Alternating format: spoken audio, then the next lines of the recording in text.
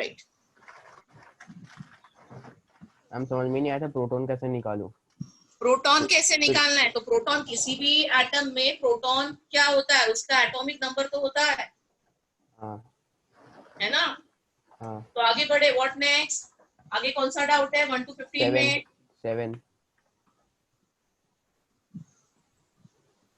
Problem number 7।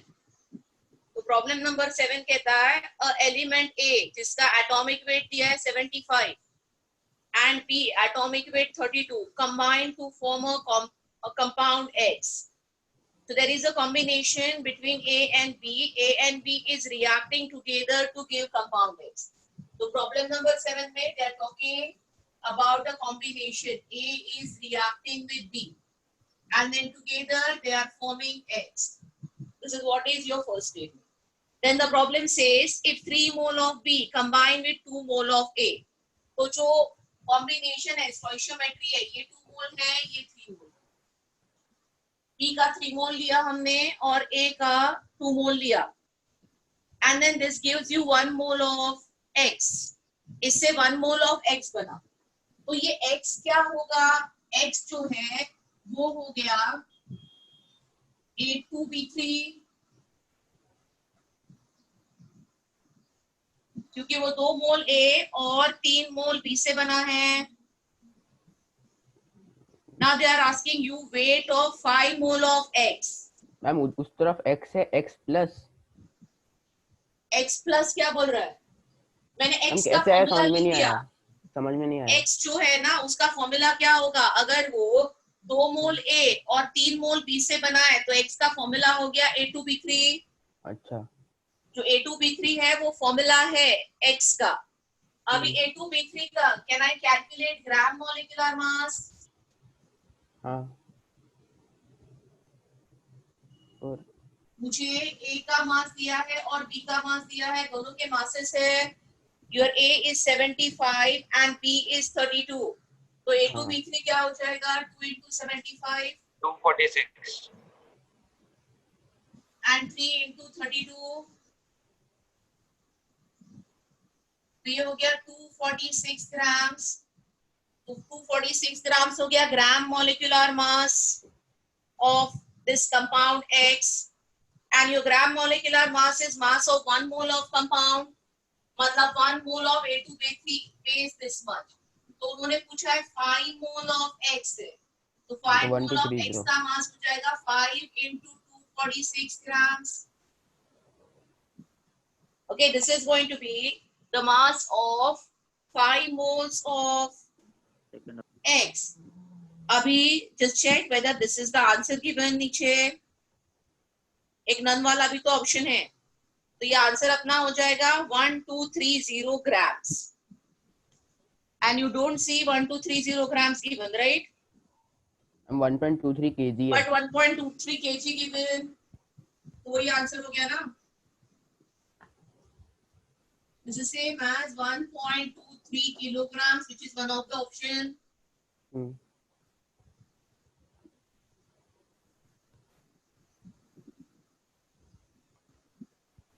समझ में आया? हाँ। और बोलिए। 14।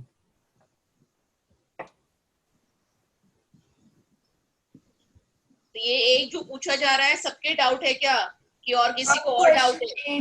Ma'am question number 5। तो 1 to 10 में और डाउट है तो पूछ लो, उसके बाद में मैं आगे जाती हूँ। Anyone has any more doubts in question 1 to 10? Ma'am 6th question. लगता है सभी मेरे से करवाओगे। तो क्वेश्चन नंबर 6 कहता है a sample contains 200 atoms of hydrogen, 0.05 gram atom of nitrogen and 10 raised to minus 20 gram atom of oxygen. What is the approximate number of total atoms? तो नंबर ऑफ एटम्स निकालना है problem number 6 में, और 3 चीजें हैं, 3 elements को mix किया गया है, जिसमें से पहले एलिमेंट के नंबर ऑफ एटम्स दे दिए। तो प्रॉब्लम नंबर 6 में they say you are having 200 atoms of hydrogen, ये रेडी है। अभी आपको एटम्स किसमें कैलकुलेट करने हैं, 0.05 ग्राम एटम ऑफ नाइट्रोजन। तो मैंने आपको ग्राम एटम का डेफिनेशन दिया था। So gram atom is nothing but moles. तो 0.05 ग्राम एटम ऑफ नाइट्रोजन जो होता है उसमें कितने एटम्स है, 0.05 into Avogadro's नंबर। तो नाइट्रोजन के एटम्स आ गए। And similarly, I have to calculate oxygen atoms which are 10 raised to minus 20 gram atom. तो ऑक्सीजन दिया है 10 raised to minus 20 gram atom. Again, gram atom means moles. So this will be having 10 raised to minus 20 into Avogadro's number. और ये तीनों number of atoms को add कर दो तो आपको टोटल नंबर ऑफ एटम्स आ जाएंगे। हाइड्रोजन के एटम्स, नाइट्रोजन के एटम्स और ऑक्सीजन के एटम्स, ये तीनों नंबर ऑफ एटम्स को ऐड करेंगे तो हमको टोटल नंबर ऑफ एटम्स आ जाएंगे। Any doubt in this?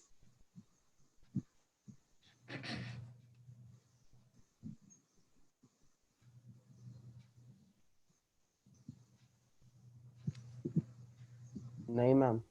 Any other doubt in 1 to 10 problem? Ma'am, question number 5. अरे Okay, question number 5 says the molecular weight of green vitriol is MO. The weight of 10 raised to minus 3 Na molecule of it is. तो question number 5 molecule से कि number of atoms है? Question number 5 में एक compound green vitriol का molecular mass दिया है, gram molecular mass दिया है। So your MO is gram molecular mass, GMM of green vitriol. So this GMM of green vitriol जो MO grams दिया है प्रॉब्लम में is mass of 1 mole of green vitriol molecules. ये 1 mole green vitriol molecules का मास है। हाँ या ना? हाँ। तो अगर 1 मोल का मास आपको दिया है तो क्या मैं इससे mass of 1 molecule of green vitriol calculate कर सकती हूँ?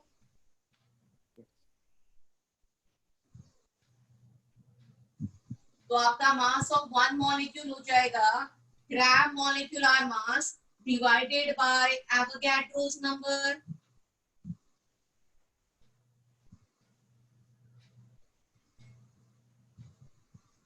हाँ मैम। तो अगर एक मॉलिक्यूल का मास इतना है तो 10 raised to minus 3 Na molecules का मास कितना? So therefore mass of 10 raised to minus 3 Na molecules will be this is mass of 1 molecule MO upon Na into 10 raised to minus 3 Na. So what will be the mass? Will be simply MO into Na. Sorry, MO into 10 raised to Na cut जाएगा, MO into 10 raised to minus 3. Na cut गया. So that will be answer. Your answer will be C.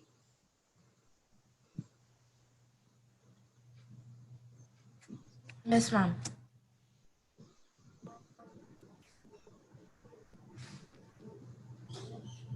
So any more doubts in 1 to 10? Ma'am 10 raise to -3 gram है। Ma'am सी नहीं होगा, B होगा, milligram हाँ होगा। Ma'am B होगा, milligram 10 milligram. हाँ वो +3 है ना, सी ऑप्शन में +3 है। यस और मैम। अपना answer MO into 10 raised to -3. So this is MO into 10 raised to -3 grams का मतलब है MO 2 मिलीग्राम्स। Yes, ma'am. वो यूनिट देख के टिक करना है ऑप्शंस में।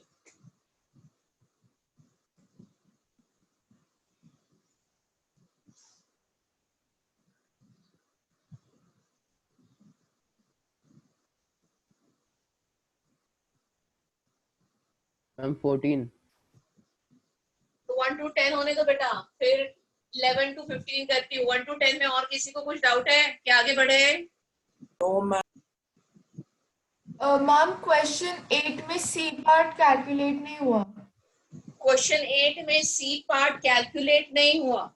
तो हाँ, क्वेश्चन मैम। 8 में जो सी पार्ट दिया है ना बेटा वाटर के लिए, अभी हमने एक वाटर का प्रॉब्लम किया था कि अगर वाटर का वॉल्यूम दिया है तो वाटर की डेंसिटी 1 है, और क्योंकि वाटर की डेंसिटी 1 है, जो वॉल्यूम है वही वाटर का क्या हो जाता है? मास। So your 10 ml of water is 10 grams. Okay ma'am. तो अभी हो जाएगा ना, तेरे पास 10 ग्राम्स वाटर है तो तू ग्राम से मोल्स निकाल, मोल्स से मास निकाल दे। हाँ ma'am, thank you ma'am. Right, तो 1 to 10 हो गए। 11 to 15 में क्या डाउट है?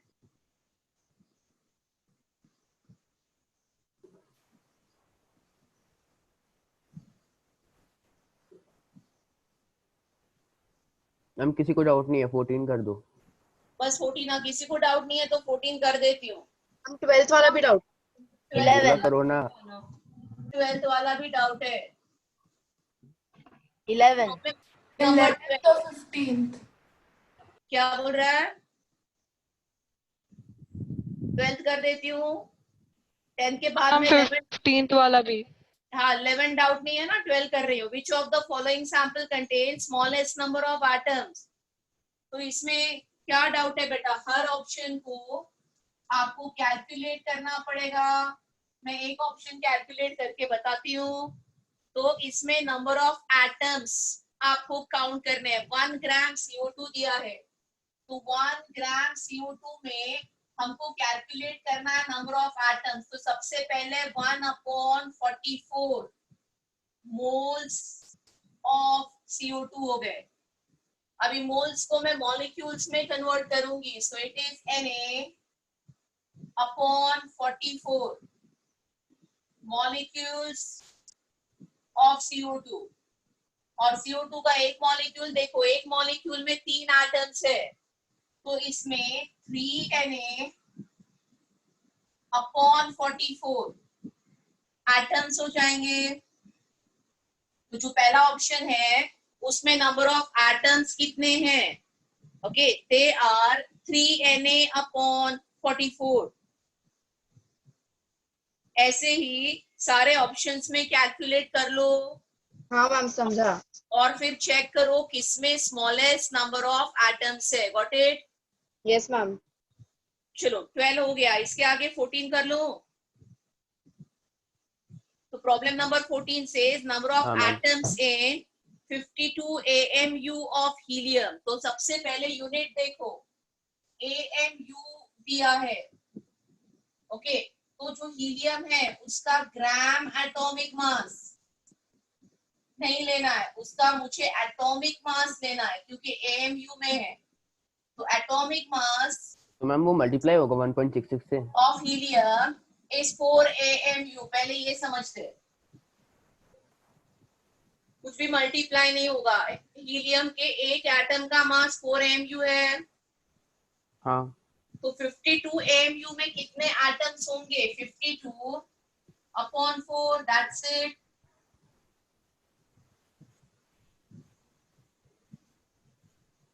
हाँ। And the answer will be 13। 13।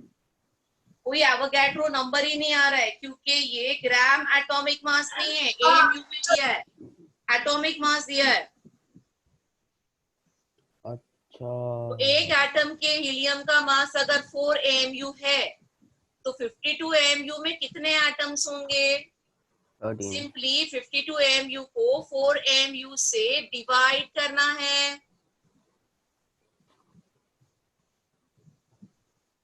Yes ma'am. तो 1 to 15 हो गया क्लैरिटी से। मैम 15 भी करना है। 15 भी करना है। 15 क्वेश्चन है। सारा होमवर्क तो मुझसे करवा रहे हो, अगले टाइम इम्प्रूवमेंट चाहिए। मैम मैंने सिर्फ 4 ही पूछे। ओके, बट इवेंचुअली देखो ना, तो अगला क्वेश्चन कहता है number of electrons in 2 gram ion of nitrate ion. तो जैसे ग्राम ये मैं कर एटम लूंगा ग्राम मॉलिक्यूल है, बोलिए। इलेक्ट्रॉन है ना। जैसे ग्राम एटम ग्राम मॉलिक्यूल होता है, वैसे ही ग्राम आयन होता है। तो ग्राम आयन दिया है का मतलब सबसे पहले ये समझ लो मोल्स दिए है। तो आपके पास 2 ग्राम आयन नाइट्रेट आयन है, is what the problem says. So understand this language. They are talking about कितना 2 ना प्रॉब्लम में 2 gram iron. So you are having 2 gram iron of nitrate. This means you are having 2 mole nitrate ion. पहले ये समझ लो, ठीक है। अभी 2 मोल nitrate ion में कैलकुलेट क्या करना है हमको, number of electrons.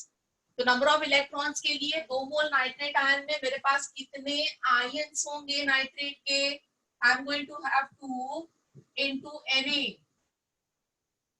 number of ions.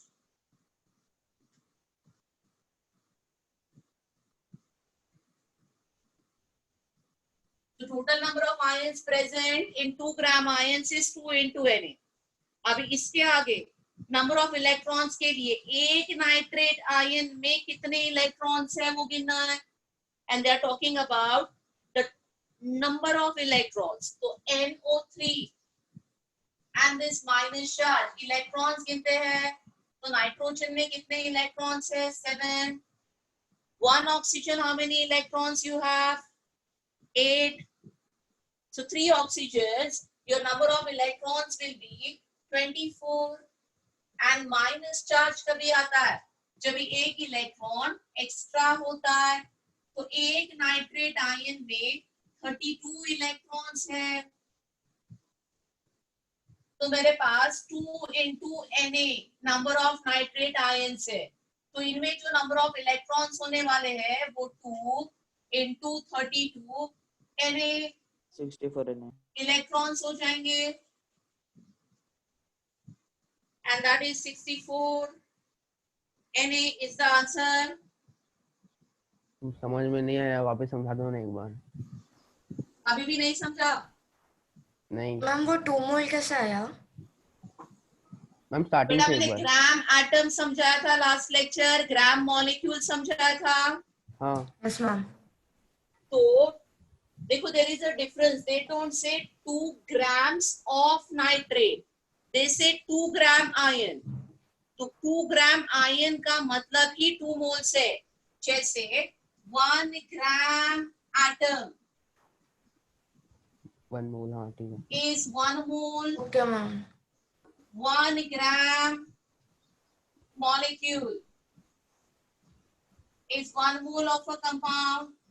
वैसे अगर आयोनिक है तो 1 gram iron is 1 mole. And understand the difference. ये 1 gram of atom नहीं दिया है। 1 gram of atom है तो 1 gram mass लेना है। So there is a difference between gram of atom and gram atom. Gram atom दिया है तो that is what is 1 mole. समझ रहा है? Yes ma'am. और डाउट है किसको कुछ? बस मैम 11th. Problem number 11.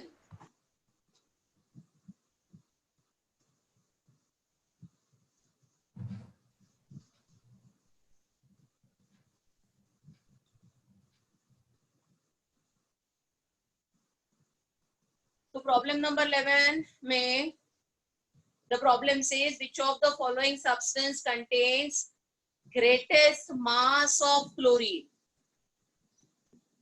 तो बस एक एक ऑप्शन में कैलकुलेट करते जाना है। तो पहला ऑप्शन में मास ही दिया है, 5 grams of Cl2 दिया है।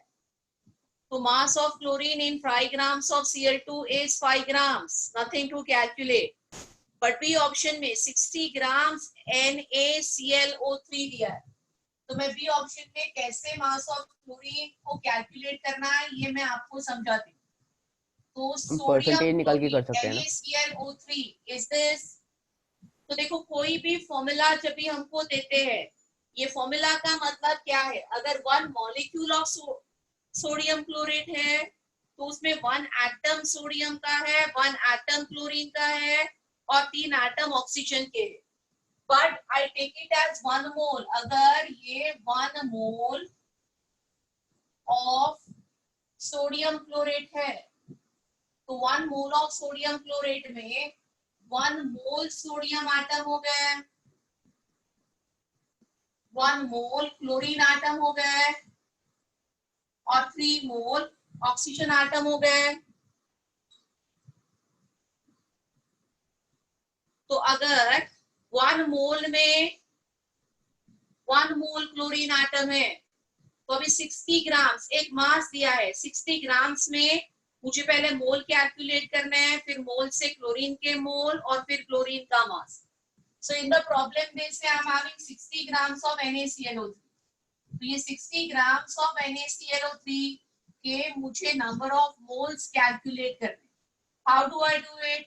I calculate the molecular mass of NaClO3. It is 23 plus 35.5 plus 48. So, yeah. Plus 48, right? 3 oxygen is 48. तो इसको हम ऐड करेंगे तो 48, 35.5 and 23. तो ये टोटल मॉलिक्यूलर मास हो गया 106.5. So I'm having 106.5 grams of NaClO3. This is what is 1 mole. So 60 gram is how many moles? So I'm calculating number of moles of NaClO3. That will be 60 upon 106.5. मुझे 60 को 106.5 से divide करना है तो मुझे number of moles आ जाएंगे। तो ये number of moles approximately 0.56 moles आ गए। So I'm having 0.56 moles of sodium chlorate. अभी 1 मोल है ये, तो ये 1 मोल है। अगर ये 0.56 है तो उसमें क्लोरीन कितना होगा? क्लोरीन होगा 0.56 mole of chlorine.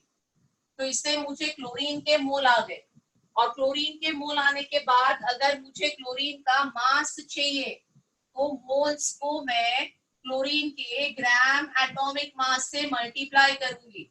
So it will be 0.56 into 35.5. I multiply this by 35.5 and I get the answer 20. I'm 19.88 हाँ something. ऑलमोस्ट, मतलब मैं अप्रोक्सीमेटली कर रही हूँ बेटा। तो अगर इसको मैं अप्रोक्सीमेटली कर रही हूँ तो ऑलमोस्ट आंसर इसका 20 आता है। अगर तुमने कैलकुलेट किया एक्चुअली तो मैं लिख देती हूँ जो तुमने कैलकुलेट किया 19.88 ग्राम। So this is what is the mass, okay, in B option. A option में 5 ग्राम है, B option में कितना आया 19.88। ऐसे करके C और D में कैलकुलेट करके देखो किसमें ग्रेटेस्ट मास है। समझ में आ रहा है? Ma'am, can you show C part also, please? Can I show C part? सभी पार्ट मैं ही कर देती हूँ। तो इसमें B हो गया, C में दिया है 0.1 मोल ऑफ KCl। तो ऑप्शन C करते हैं।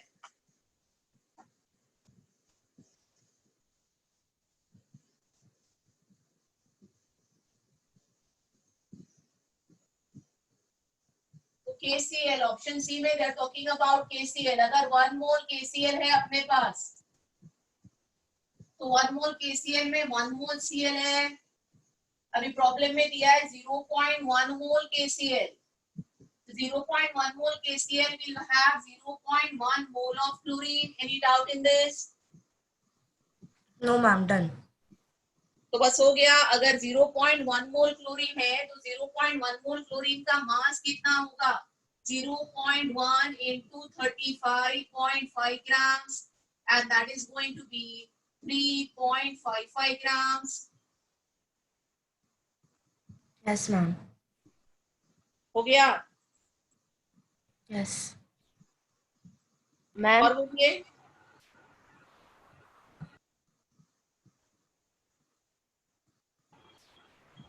मैम फर्स्ट ऑप्शन में Cl2 का मास दिया है और हमने सेकंड में Cl का फाइंड किया है, तो कुछ डिफरेंस होगा? हाँ, कैलकुलेट करना पड़ेगा, बट मैंने नहीं किया क्योंकि उसमें डायरेक्टली मास दिया था। वो तो आ जाएगा ना आपको, कि वो भी कैलकुलेट करके बताना पड़ेगा। No ma'am. बाकी सब केस में मोल दिया था तो मैंने mole to mass find out करके बता दिया। उसमें डायरेक्ट मास दिया है तो हो ही जाएगा ना आपका। Problem says which of the following substance contains greatest mass of chlorine?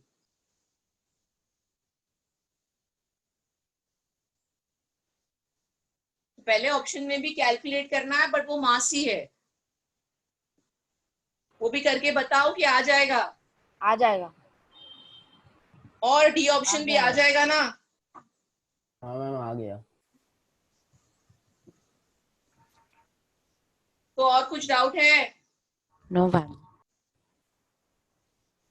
So looking at your doubts, what I do is I'm solving some more problems on mole concept first with you before I go ahead. है ना, थोड़े और problems अच्छे से class में कर लेते हैं हम। और आज का होमवर्क भी मोल कंसेप्ट के ही प्रॉब्लम्स होंगे, और प्रैक्टिस करेंगे। और जिसे को डाउट आ रहा है छोटी छोटी चीजों में, क्या कर सकते हो, जो क्लास वर्क में प्रॉब्लम्स किए हैं उनको देख सकते हो आप।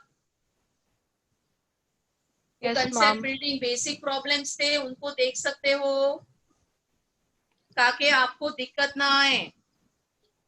ठीक है, तो I am giving you a small problem. Let us try solving it, and let us understand more things as we go ahead.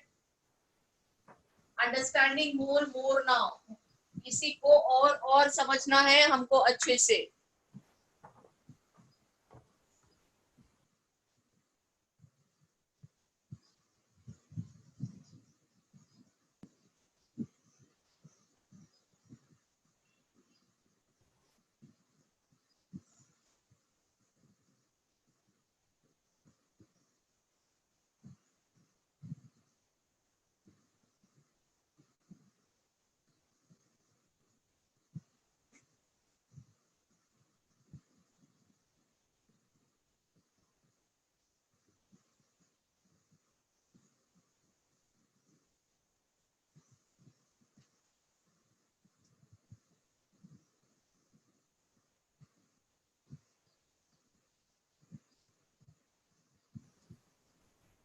वो क्लियर दिख नहीं रहा है, क्या है 20?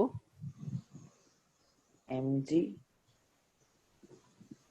मैम फ्रॉम क्या लिखा है? 200 milligram.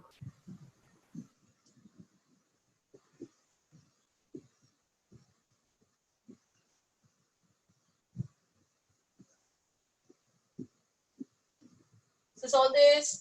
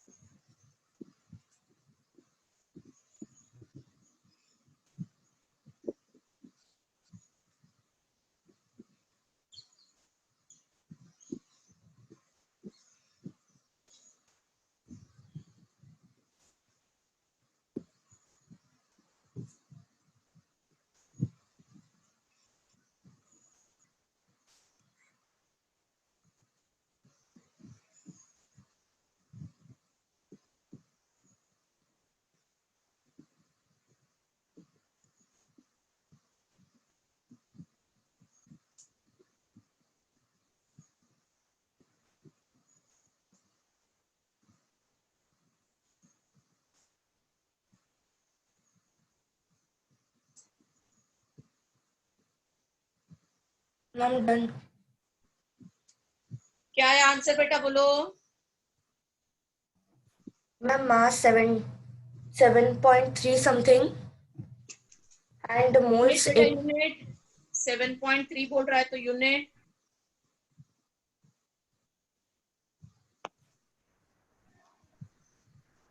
Mass of CO2 left 7.3 आ रहा है. Yes, ma'am, 73 point, ma'am, something milligrams. गड़बड़ है गड़बड़ है. एक मिनट में बताता हूँ. ये मास लेफ्ट नहीं है.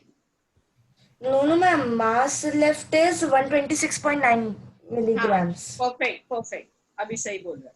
And moles left is, ma'am, 82.9? No, ma'am, sorry. Divide करेगा ना Power अभी. minus 3. Ma'am, 2 minutes. आराम से. Ma'am number of moles left is 2.88 into 10 to the power minus 3. Yes, ma'am. हाँ परफेक्ट.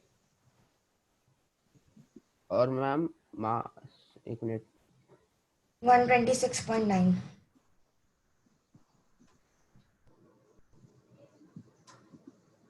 परफेक्ट.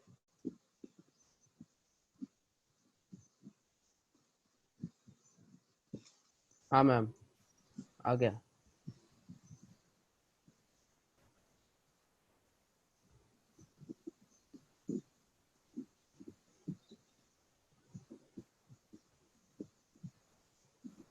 ओके तो कैसे कर सकते हैं. We start with 200 milligram of CO2 और उसमें से 10⁻21 मॉलिक्यूल को निकाला. So I need to know कि ये 10⁻21 मॉलिक्यूल जो है इनका मास कितना है. So how do I calculate that.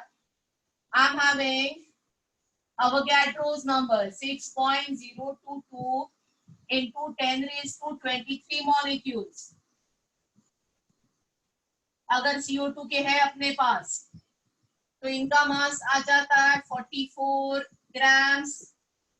That is your gram molecular mass. So I just need to know 10⁻21 molecules of CO2 का mass. How much is the mass of 10⁻21 molecules? And then I'm converting this into milligrams also so that I can do the calculation. तो 44 grams को मैंने milligrams में convert किया है. So this is 44 into 10⁻³ milligrams. ठीक है. And divide by Avogadro's number. ये जो आंसर आएगा ये पहले तो मिलीग्राम में आएगा और ये answer is mass of 10⁻21 molecule का मास का आंसर आ जाएगा. So how much is this mass coming? 10⁻21 molecules का. This is coming approximately 73.05 milligrams. तो जो 10⁻21 मॉलिक्यूल्स हमने निकाल दिए उनका मास 73.05 मिलीग्राम्स है. अभी हम क्या करेंगे इसके आगे. वी स्टार्टेड विद 200 मिलीग्राम्स और उसमें से 73.05 मिलीग्राम्स निकाल दिए हमने. तो how much is the mass left. Your mass left is going to be 126.95 milligrams. This is CO2 left behind. समझ में आया यहाँ तक. ये जो CO2 बच रहा है उसका मास है. अभी उसके तो ये आ गया how many grams. ये आ गया तो ग्राम्स में लिखना है तो इसको ग्राम्स में कन्वर्ट करो. ग्राम्स पूछा है तो this is 0.12695 grams. So we finish with the first thing. अभी पूछा है मोल्स. तो मोल्स के लिए क्या करेंगे. ये जो ग्राम में है 0.12695 grams divided by gram molecular mass of CO2 that is 44 and this will be 0.0028 moles. So is this calculation clear everybody? Yes ma'am. कोई डाउट है किसी को इस प्रॉब्लम में? नहीं. Anybody in ma'am. The class?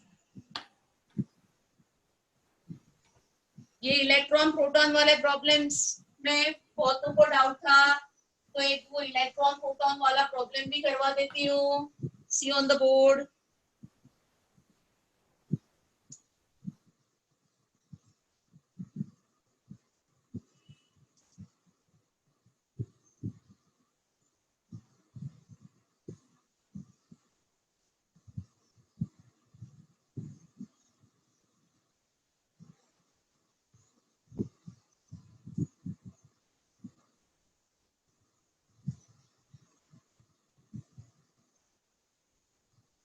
तो 3 ग्राम आयन कार्बोनेट रेडिकल दिया है, उसमें कितने इलेक्ट्रॉन्स होंगे?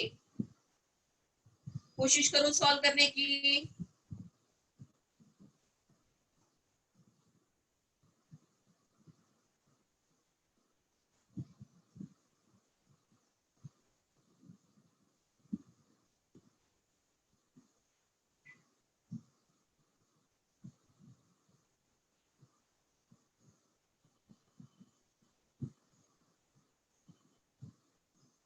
Ma'am, 96 mole.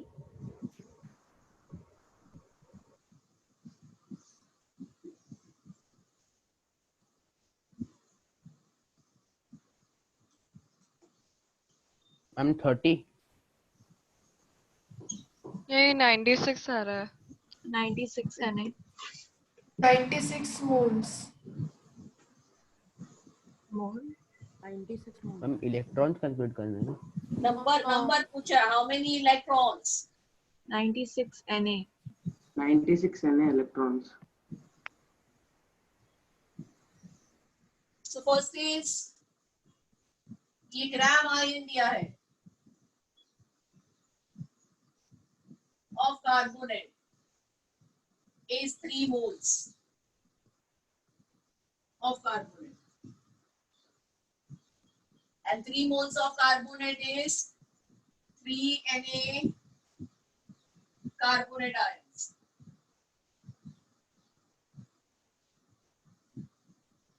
अभी एक कार्बोनेट आयन के इलेक्ट्रॉन गिनते हैं,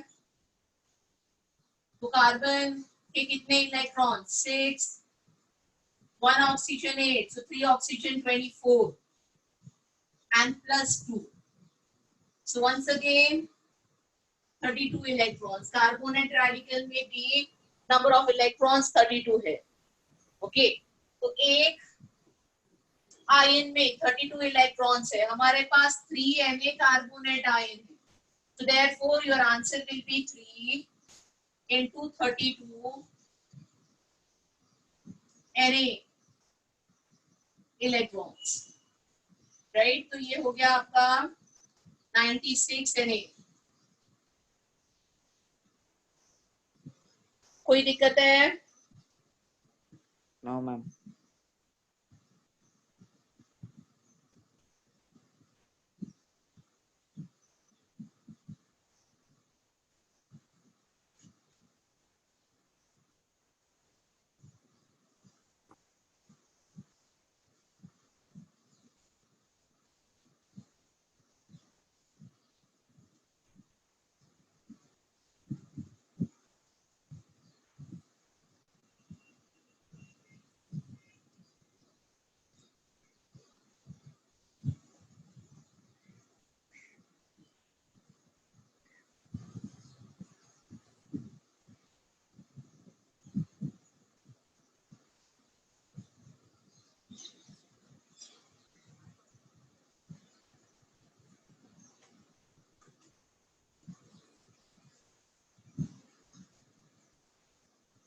इसको ट्राई करो.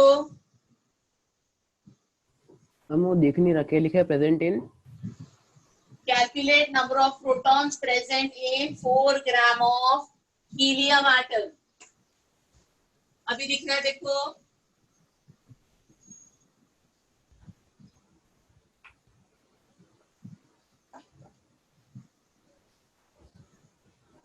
मैम 4 ग्राम ऑफ है. हाँ बेटा. तो 2 into Na होगा मैम, हाँ बोलो बेटा। Ma'am 2Na. Na होगा। हाँ बेटा, यही मैं फर्क समझाना चाहती हूँ। 4 ग्राम एटम नहीं दिया, यही लैंग्वेज है जो आपको समझनी है। 4 ग्राम ऑफ हीलियम एटम मतलब मेरे पास 4 ग्राम हीलियम एटम है, which is 1 mole.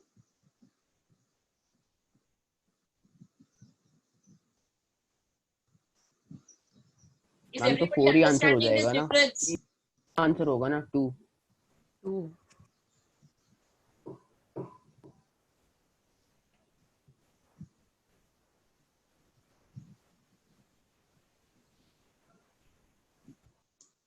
So I'm having 4 grams helium is 1 mole helium, and 1 mole helium is Na atoms of helium.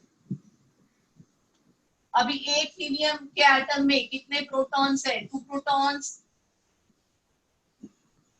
तो 4 ग्राम्स में कितने होंगे? So therefore 4 grams helium is going to have 2 into Na number of protons.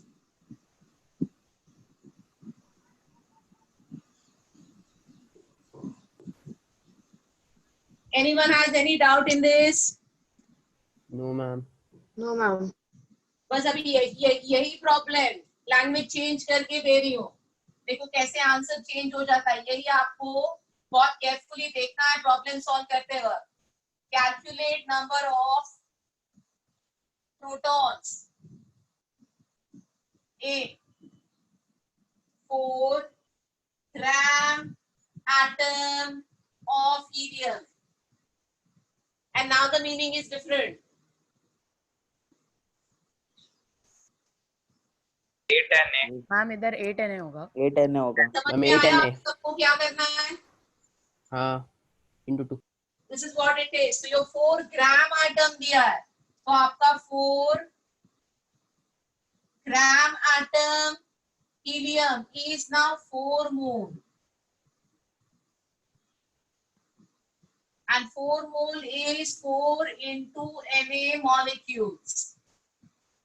और अगर एक या 4 into Na atoms, ये mono atomic है ना, 4 into Na atoms हो गए। और हीलियम के एक एटम में आपके पास 2 प्रोटॉन्स है, तो therefore 4 gram atom of helium is going to have 8 Na number of protons. कोई डाउट है किसी को यहाँ तक?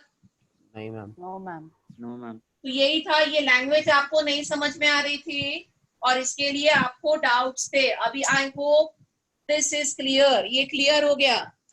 हाँ मैम। यस। अभी मैं आगे जाती हूँ, थोड़े फॉर्मूला बेस क्वेश्चंस करवाती हूँ, फॉर्मूला का मीनिंग समझाती हूँ। ध्यान दो बोर्ड पे।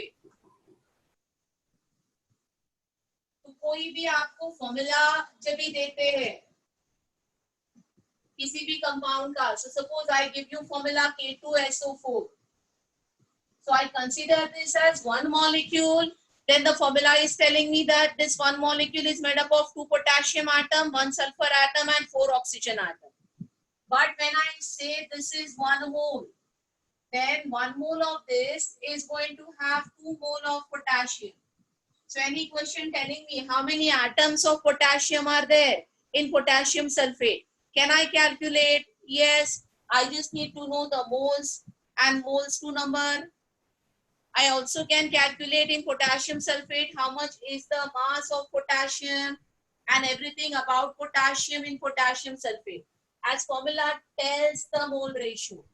So 1 mole of this has 2 mole of K, 1 mole of S and 4 mole of oxygen. ये फॉर्मूला का मतलब सबको समझ में आ रहा है? Anyone has any doubt here? No, ma'am. अब एक सिंपल सा प्रॉब्लम ये कंसेप्ट पे पूछ रही हूँ, सॉल्व करने की कोशिश करो. How much is the mass of carbon in 0.2 mole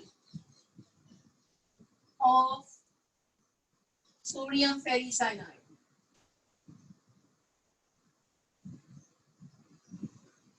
This is a bracket, round bracket.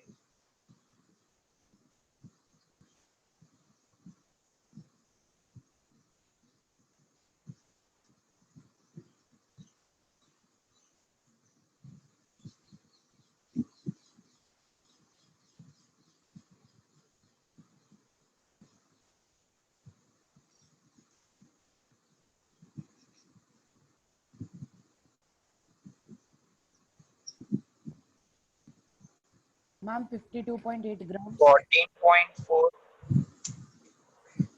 Yes. 14.4. Ma'am इस कंपाउंड का नाम क्या है? 52.8. Sodium ferricyanide.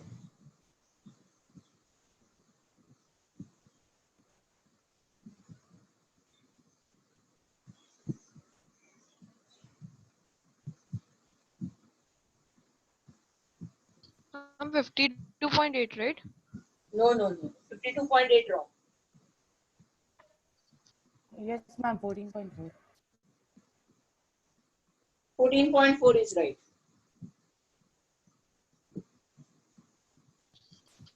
हाँ, ओके, समझा कि इधर गलती हुई.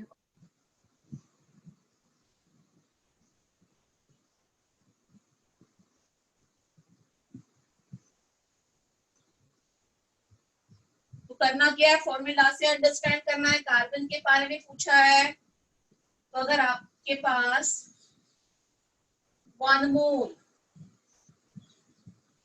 सोडियम फेरिसाइनाइड है, तो ये फॉर्मूला बता रहा है कि अगर ये 1 मोल है तो सोडियम 3 मोल है, आयरन 1 मोल है, कार्बन 6 मोल है और नाइट्रोजन भी 6 मोल है. तो कार्बन 6 मोल्स है इसमें.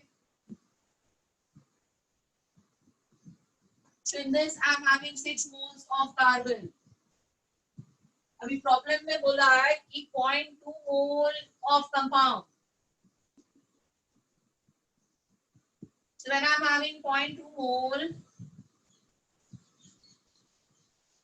of sodium ferricyanide, this is going to have 1.2 mole of carbon. कोई डाउट है यहाँ तक? No, ma'am. बस 1.2 मोल आ गया. अभी मास पूछा है, मोल टू मास. मैम नहीं समझ Therefore, रहा कैसे है 1.2? Divided by 5. नहीं, कोई डिवाइड नहीं किया बेटा. यहाँ पे ध्यान दो, जिसको नहीं समझ रहा है मैं समझाती हूँ. 1 मोल में 6 मोल कार्बन है. यहाँ तक कोई डाउट है? नहीं. तो अगर 1 मोल के जगह पे 0.2 मोल है तो कितना कार्बन अच्छा, होगा? हाँ, 0.2 के 6 टाइम्स. समझ गया. तो जो मोल्स ऑफ कंपाउंड है उसके 6 टाइम्स कार्बन प्रेजेंट है. तो 0.2 मोल अगर कंपाउंड है तो कार्बन हो गया 1.2 मोल्स. Is that clear? बस अभी Yes, ma'am. इसके आगे मास कैलकुलेशन है. Mass of 1.2 mole of carbon 14.4. is 1.2 into gram atomic mass, which is 12 grams, and this will be 14.4 grams.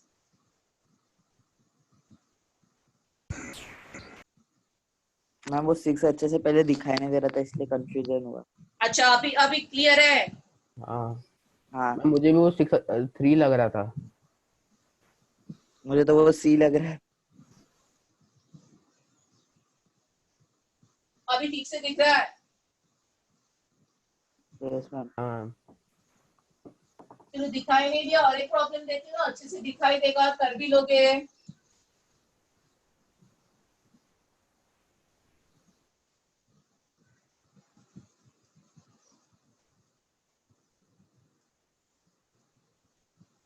फिर से कार्बन,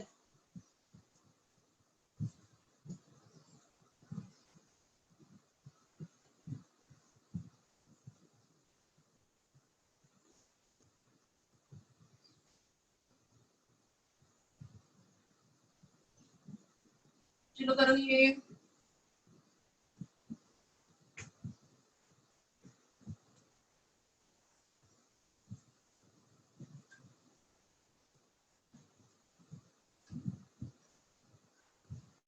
Ma'am, 3 grams.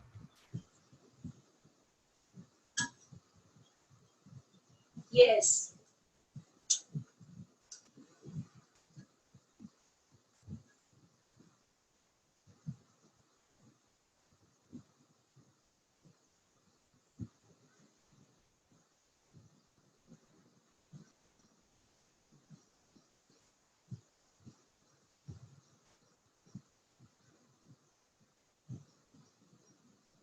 हाँ 3 ग्राम्स आ रहा है।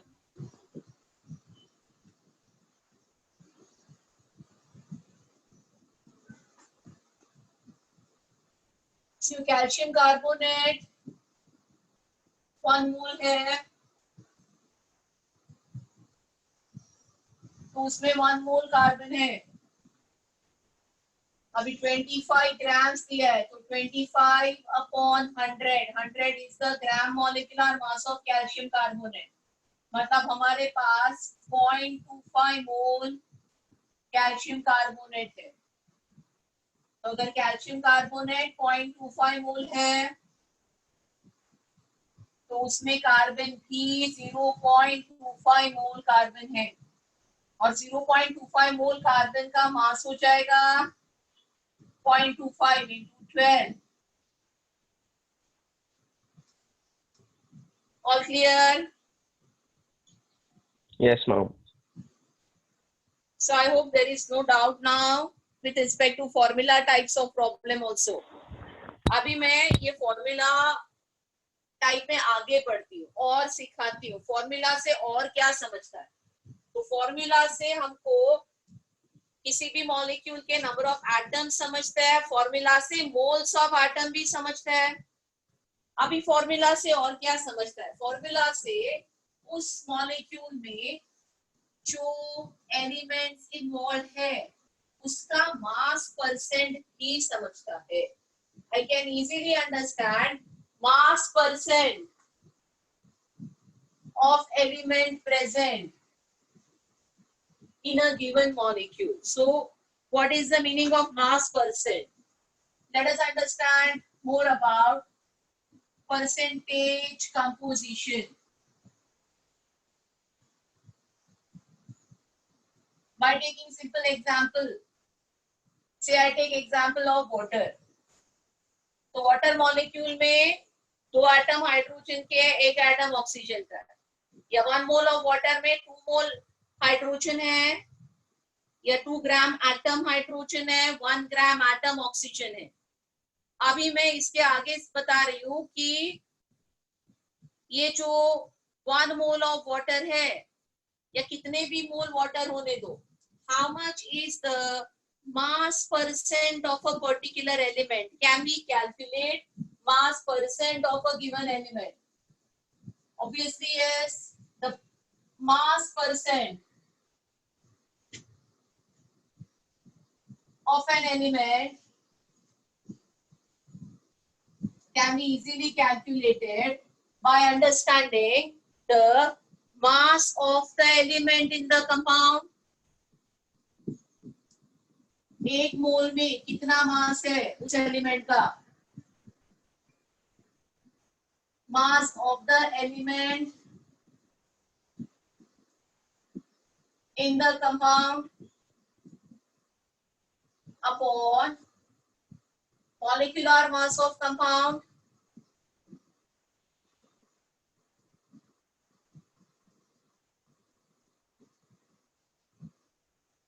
And into 100। तो ये मैं वाटर के लिए कैलकुलेट करके बताती हूँ। What does this means? अगर वाटर में पूछे तो एक एग्जांपल लेते हैं इसका। मुझे वाटर में जो करस्पॉन्डिंग एलिमेंट्स है उनका मास परसेंट कैलकुलेट करना है. How much is the mass percent of hydrogen in water? So I need to calculate in 1 mole of water how many grams, how much is the mass of hydrogen. That is 2 divided by gram molecular mass, that is 18 into 100. This is 200 upon 18. का answer आ जाएगा 11.11%. तो water कितने भी grams होने दो, कितने भी मोल होने दो, how much will be the percent contribution in mass coming from hydrogen? It will be 11.11%. समझ में आ रहा है आपको? वाटर में हमेशा, वाटर के टोटल मास में हमेशा हाइड्रोजन का जो परसेंट होगा वो 11.11 होगा. आप ऑक्सीजन का परसेंट सिमिलर वे से कैलकुलेट कर सकते हो, या आप कहोगे percent of oxygen will be, क्योंकि दो ही एलिमेंट प्रेजेंट है, 100 minus 11.11, right? And this will be your percent of oxygen present in water. तो ये मास परसेंट समझ में आ रहा है सबको? तो अगर आपको फॉर्मूला दिया है तो आप फॉर्मूला से आसानी से क्या कैलकुलेट कर सकते हो? मास परसेंट कैलकुलेट कर सकते हो. तो ऑक्सीजन का आएगा 88.89% is the percent of oxygen. So any formula given, you can calculate percent composition of various elements present in that compound. तो ये कॉपी करो, मैं एक सिंपल सा कंपाउंड देती हूँ, आप मास परसेंट कैलकुलेट करो.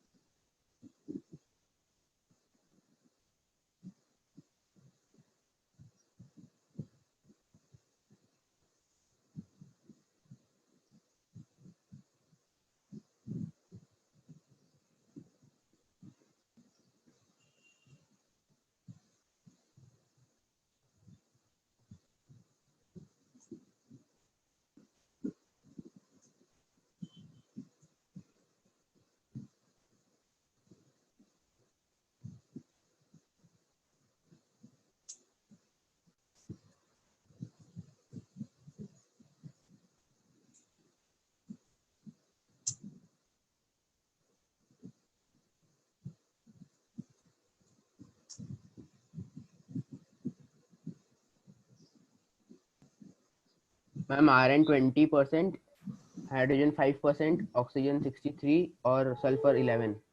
कैलकुलेटर लेके बैठा है लगता है. नहीं, तो सबसे पहले अंडरस्टैंड करो, कैलकुलेटर नॉट अलाउड. नहीं मैम. कितना कितना मास कितना आया, मॉलिक्यूलर मास? किसका?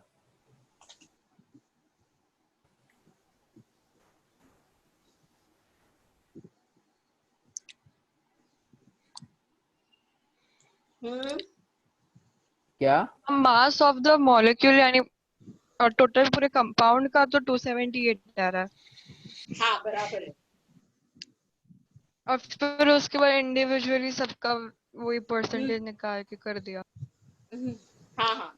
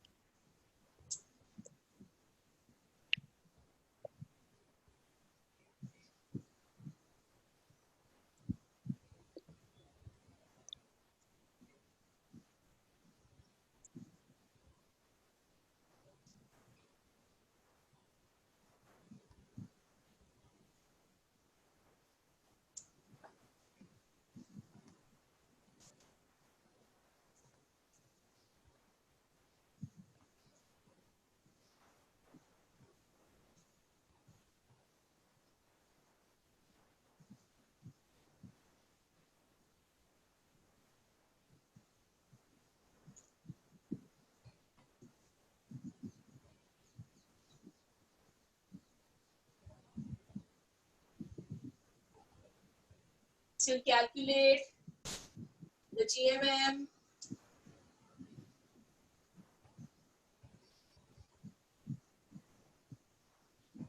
of FeSO4.7 molecules of water of crystallization. तो आयन हो जाएगा 56, sulphur 32, 4 oxygen 64 and 7 molecules of water. So 1 molecule of water is 18. So 7 into 18. Right? तो ये पहला कैलकुलेशन हमने किया. We calculated the gram molecular mass, that is 278 grams. बस तो हो गया. अभी अगर आपको परसेंट ऑफ Fe चाहिए तो 56 अपॉन 278 into 100. आपको परसेंट ऑफ सल्फर चाहिए तो it will be 32 upon 278 into 100. आपको परसेंट ऑफ ऑक्सीजन चाहिए तो टोटल ऑक्सीजन का मास आप देखोगे तो 4 + 7 11 एटम्स है. तो 11 एटम्स का मास होता है 11 into 16 अपॉन 276 into 100. और ये तीन एलिमेंट्स का मास आने के बाद 100 से इनको माइनस 278.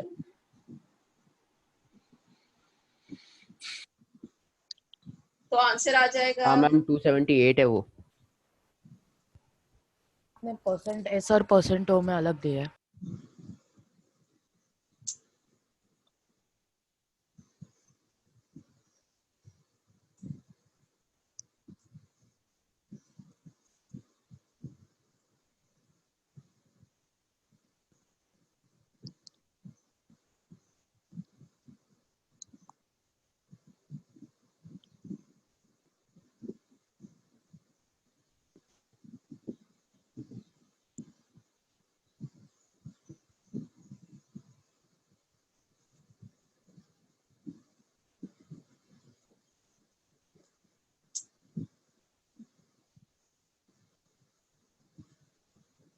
तो आयन कितना आ जाता है 20.1. किसने किया कैलकुलेट?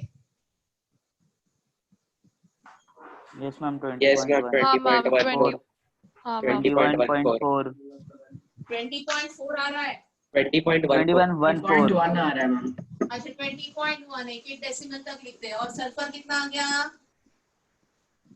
11.5 11.5. 11.5. और ऑक्सीजन 63.3 63.2.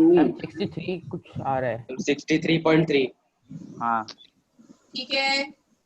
तो बस इनको ऐड करो और परसेंट ऑफ हाइड्रोजन कैलकुलेट करो. So your percent of 5%.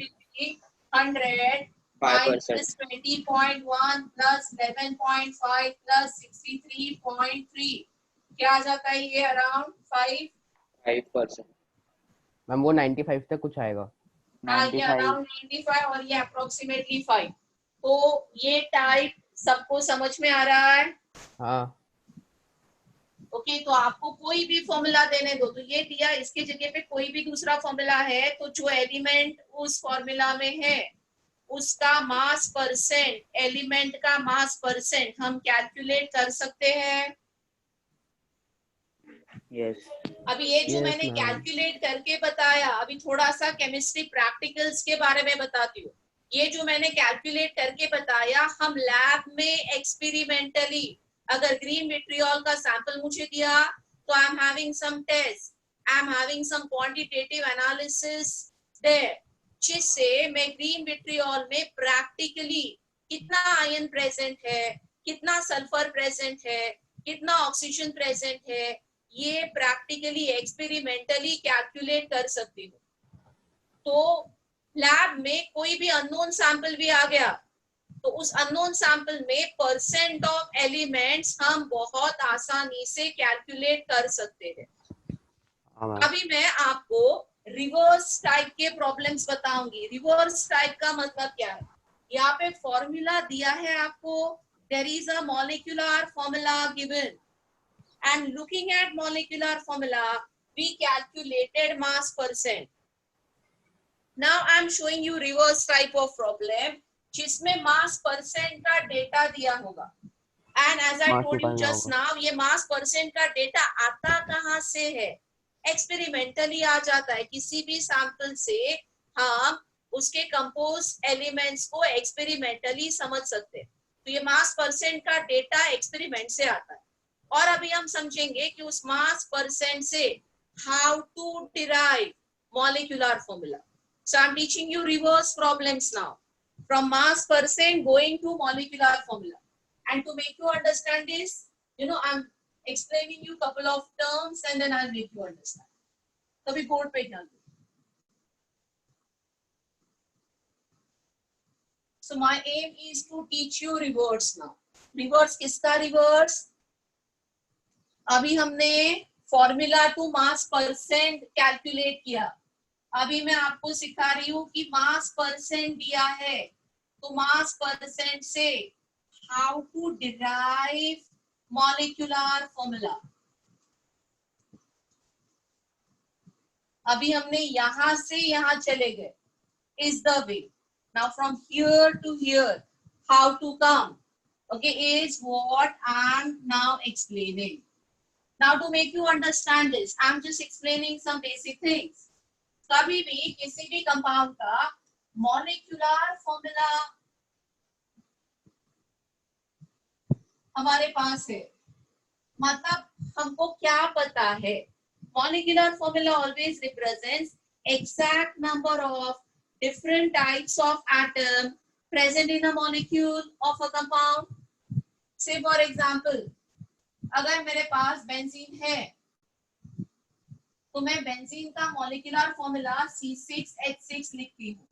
So means benzene is made up of 2 types of atom and exactly 6 atoms of carbon and 6 atoms of hydrogen. So molecular formula is representing exact number of atoms of various elements present in given compound. One more example, glucose देखो, तो glucose में it is C6H12O6 and this is exact number of atoms, carbon atom, hydrogen atom and oxygen atom. This is exact number of atoms present in a given compound. ये होता है molecular formula. अभी हम और एक formula को समझेंगे and I'll also explain you क्यों समझा रहे हैं. तो ये है empirical formula. So what is empirical formula? Empirical formula is simply a whole number ratio. मुझे बस ratio निकालना है. It represents a simple whole number ratio of various atoms present in a compound. This is simplest whole number ratio of various atoms present in a compound.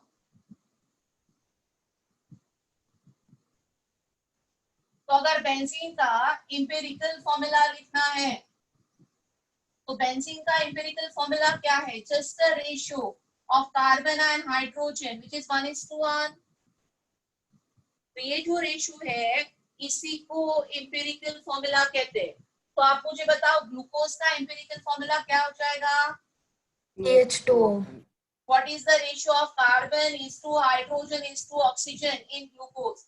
Is H2O. तो ये हो जाता है empirical formula. क्यों सिखा रही हूँ empirical formula? क्योंकि मुझे मास परसेंट से मॉलिक्यूलर फॉर्मूला तक का मेथड सिखाना है और जिसमें मैं पहले आपको मास परसेंट से empirical formula calculation सिखाऊंगी.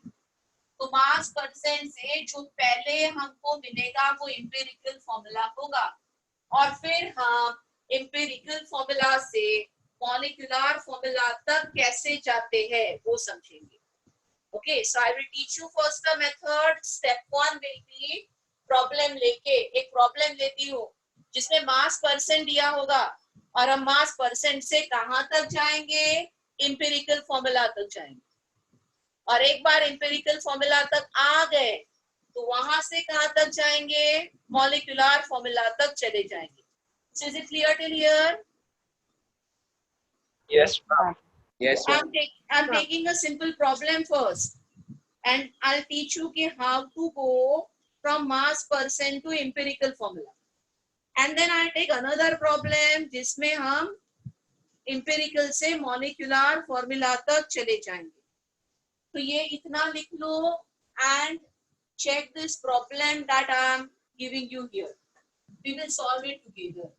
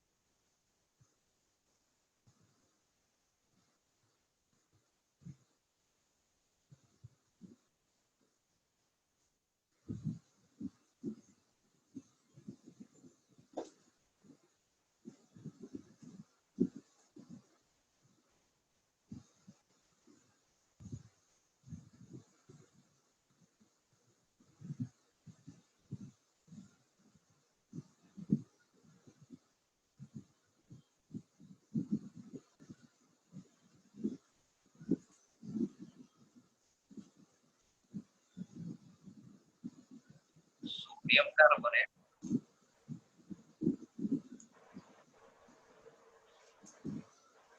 Problem copy करो, मैं बताती हूँ कैसे करना है.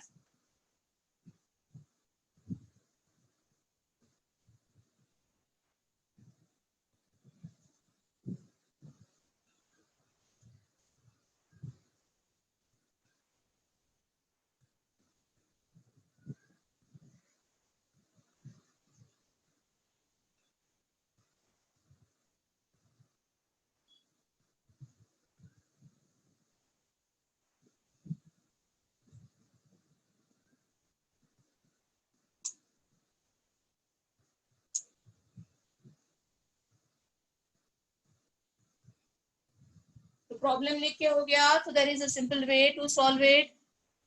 आई just show you the data given. तो ये जो डेटा है कि इस कंपाउंड में सोडियम एलिमेंट है, कार्बन है और ऑक्सीजन है, और इसका 1% कंपोजिशन हमको प्रॉब्लम में दे दिया है.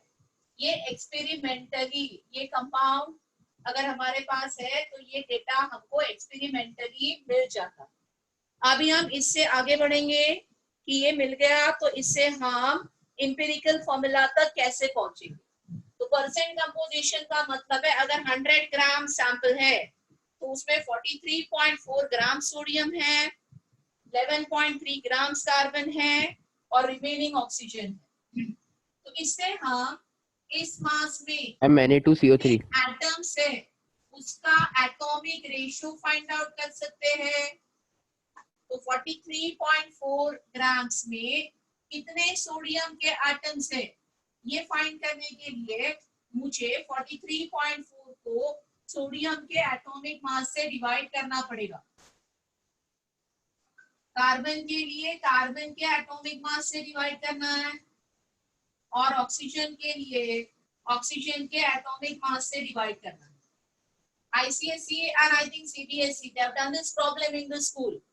But let me explain it to you in detail as there are other students जिनको ये problems नहीं सिखाए गए हैं स्कूल में. So that's the reason I'm doing it in detail.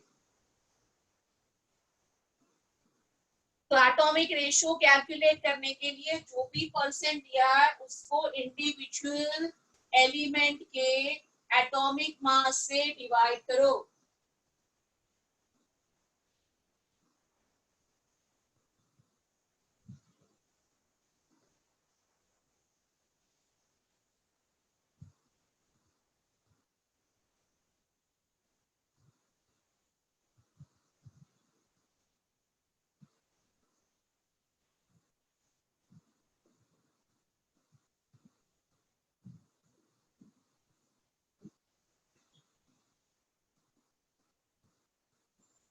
तो क्या क्या आंसर आ रहा है? पहला आंसर क्या आ रहा है? 1.87. 1.9. 1.9 आ रहा है, 1.88 आ रहा है. हाँ 1. हाँ 1.88 और 1.8 दूसरा आंसर क्या आ रहा है? 0.94. 9 Yes, ma'am. तीसरा आंसर क्या आ रहा है? 2.8. 2.83. ओके 2.8. 2.83 तो ये हमारा एटॉमिक रेशियो आ गया. अभी इंपिरिकल फॉर्मूला का क्या मतलब है? What is their ratio with each other? A simplest whole number ratio. तो simplest ratio कैसे कैलकुलेट करते हैं? From atomic ratio. Atomic ratio का जो smallest number है उसको सिलेक्ट कीजिए और उस स्मॉलेस्ट नंबर से हर एटॉमिक रेशियो को डिवाइड कीजिए. So this will be 1. So by taking this one, how much is sodium and how much is oxygen is what we are calculating. So simply divide the smallest number in atomic ratio to every number in atomic ratio. And then you will realize कि ये almost perfect 2 है और ये almost 3 है. So I get a simplest ratio sodium is two carbon is two oxygen as 2 is to 1 is to 3, and therefore I say empirical formula is Na2CO3. तो जो empirical formula है वो Na2CO3 है.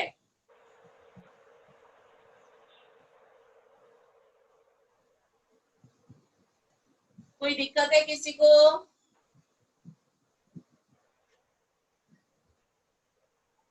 तो हमने समझा अगर मास परसेंट देना है तो एम्पिरिकल फॉर्मूला तक कैसे आना है. We came from mass percent to empirical formula. अभी मैं आपको पहले समझाती हूँ एम्पिरिकल फॉर्मूला तक आने के बाद मॉलिक्यूलर फॉर्मूला तक कैसे पहुंचा जाता है. What is the connection between empirical formula and molecular formula. Your molecular formula is always equal to a whole number n into empirical formula.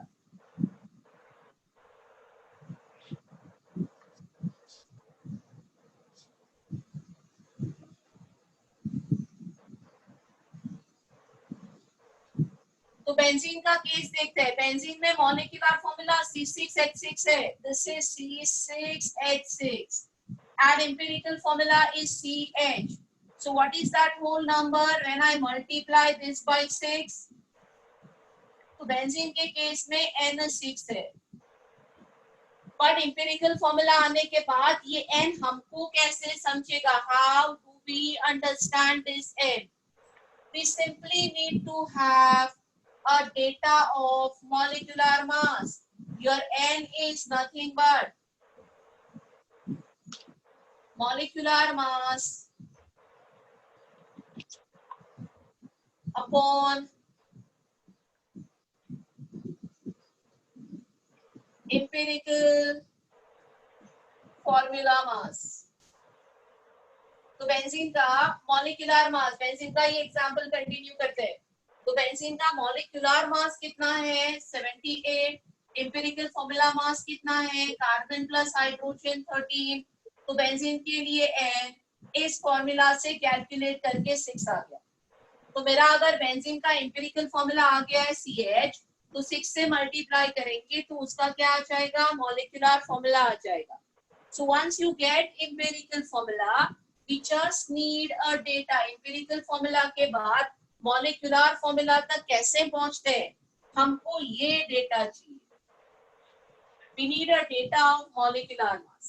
तो अगर प्रॉब्लम में मॉलिक्यूलर मास दिया है और हमने एम्पिरिकल फॉर्मूला मास कैलकुलेट किया तो n आ जाएगा, और इस n से एम्पिरिकल फॉर्मूला को मल्टीप्लाई करो तो फिर मॉलिक्यूलर फॉर्मूला आ जाएगा।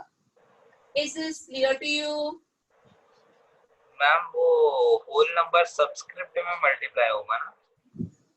हाँ बेटा, नंबर ऑफ एटम्स को मल्टीप्लाई कर रहे हैं। तो बेंजीन में एक एटम कार्बन का है, एक एटम हाइड्रोजन का है, इसको मैं 6 से मल्टीप्लाई करूंगी तो 6 एटम कार्बन के आ गए, 6 एटम हाइड्रोजन के आ गए। ये इसका मॉलिक्यूलर फॉर्मूला है।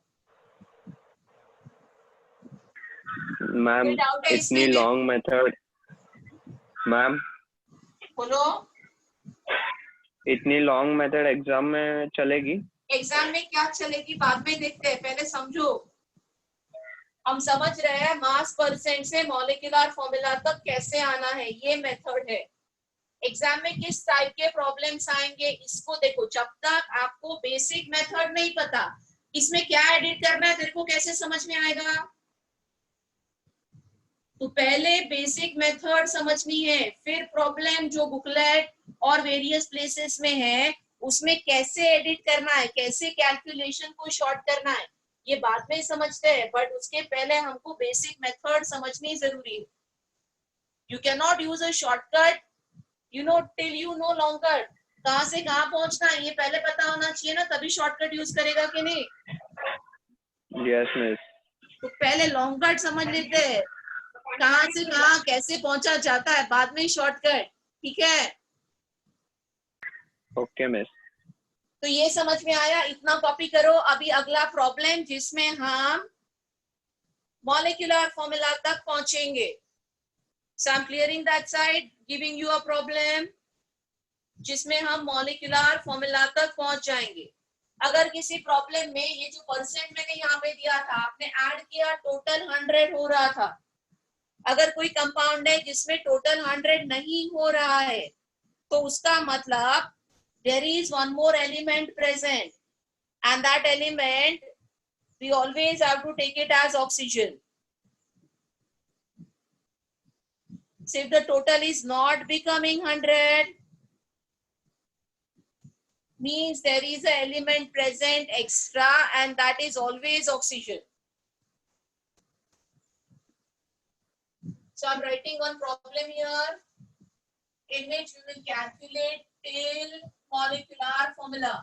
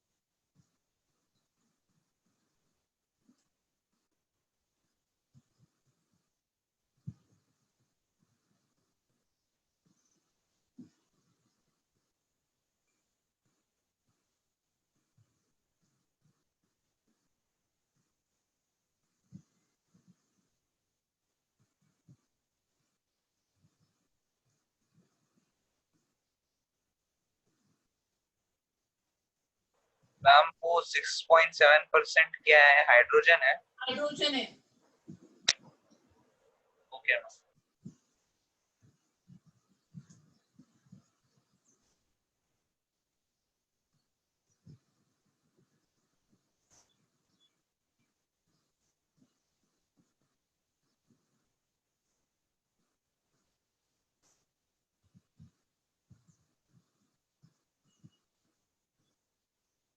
मैम सबका परसेंट 100 होना कंपलसरी है ना?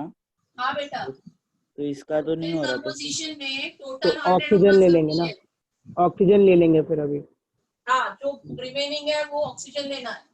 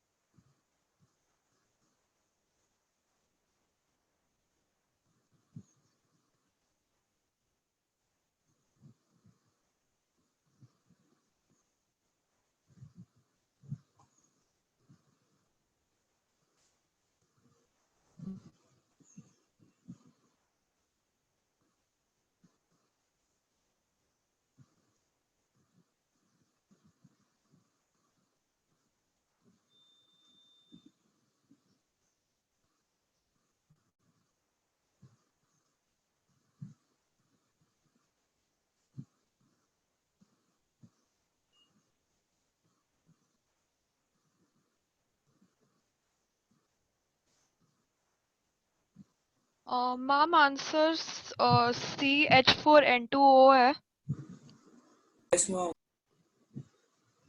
इंपेरिकल फॉर्मूला का। हाँ एम्पेरिकल। हाँ बेटा।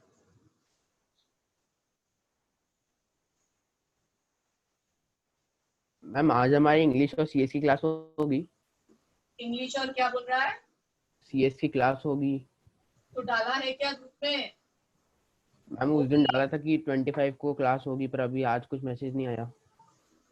तो अगर कभी तो डाला है तो होगी बेटा, और होगी तो लॉगिन आईडी पासवर्ड भी आ जाएगा।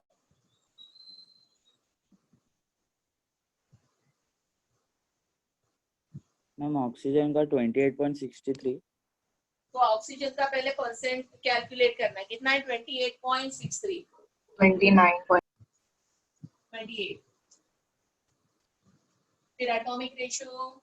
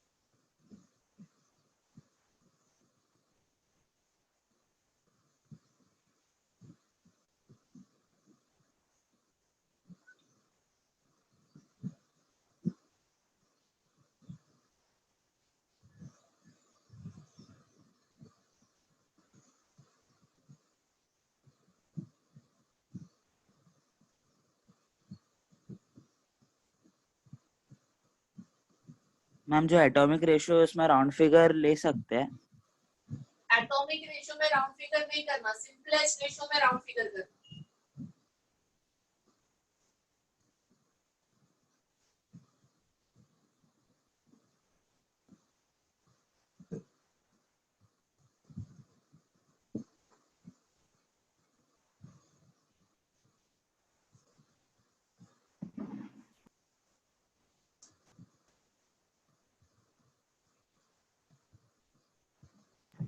मैम ऑक्सीजन का 26.63 नहीं आएगा। 26 आ रहा है। 26.23 आया मेरे को। 26 26.63 आएगा. ओके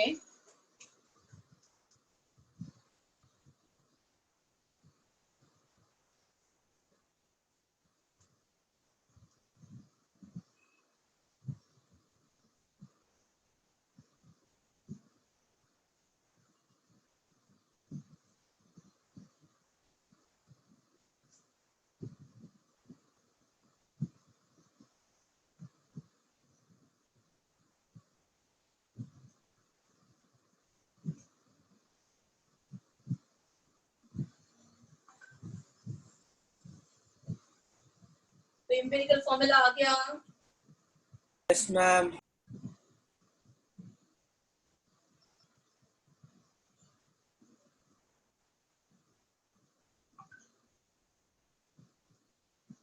एम्पिरिकल फॉर्मूला आ गया CH4N2O.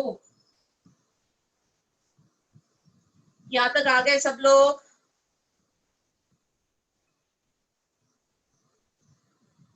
अभी इसके आगे एम्पिरिकल फॉर्मूला से मॉलिक्यूलर फॉर्मूला तक पहुंचना है तो n चाहिए और n के कैलकुलेशन में मॉलिक्यूलर मास चाहिए जो प्रॉब्लम में दिया है. प्रॉब्लम से कि ये कंपाउंड का मॉलिक्यूलर मास 120 है. बस अभी मुझे उस 120 को एम्पिरिकल फॉर्मूला मास से डिवाइड करना है. So I calculate from empirical formula mass.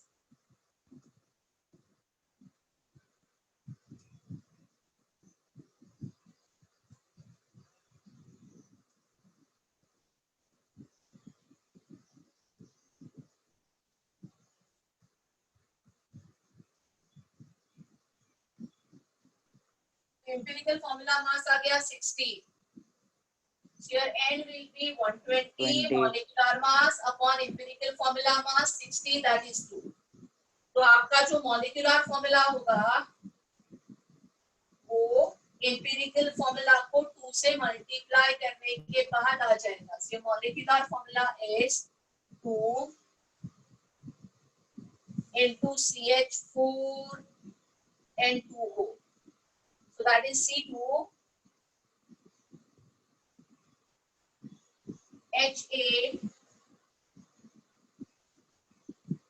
Yes, ma'am. N4 O2. C2 H8 N4 O2. Ma'am वो जो सिंपलेस्ट रेशियो है उसमें हम लोग किसी से भी डिवाइड कर सकते हैं ना. Smallest number. तो ये एटॉमिक रेशियो का जो स्मॉलेस्ट नंबर है आप उससे डिवाइड करोगे तो होल नंबर आएगा. किसी से भी डिवाइड करोगे तो फ्रैक्शन में आएगा जिसको फिर से होल नंबर करना. अगर तूने 6.7 से सबको डिवाइड किया तो तेरा आंसर इधर थोड़ी ना होल नंबर आएगा. ये 1 आ जाएगा बट ये 0.5 आ जाएगा, ये 0.5 आ जाएगा. तो किसी से भी डिवाइड कर सकता है. But to get a whole number it is better you divide by smallest number. Otherwise simplest ratio तेरे फ्रैक्शन में आएंगे जिनको फिर से मल्टीप्लाई करके होल नंबर बनाना पड़ेगा.